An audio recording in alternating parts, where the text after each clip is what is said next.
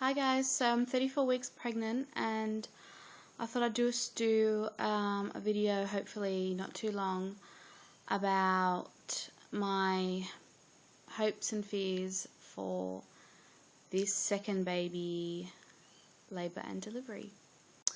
So I'm just going to talk about my first labour with my daughter, who's now 2, and my recovery, and yeah, just what I hope for with this baby in around 6 weeks or so.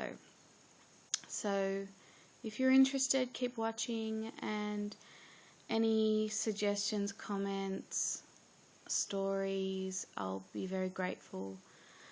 So yeah, so basically with my daughter, I went through a private obstetrician, private hospital, because I work at a hospital, at that hospital, and I had a really good pregnancy up until right to the end. But at the end, around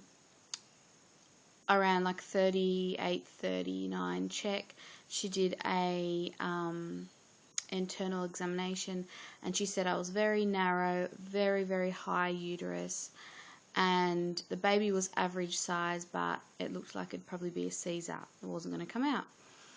So of course that terrified me because I didn't want a Caesar.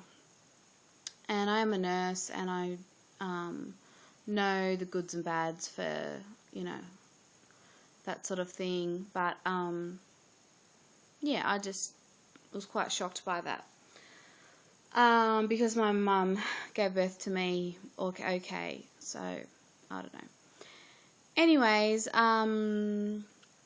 so at 38 weeks, a couple of weeks before I was due, I wanted to do some natural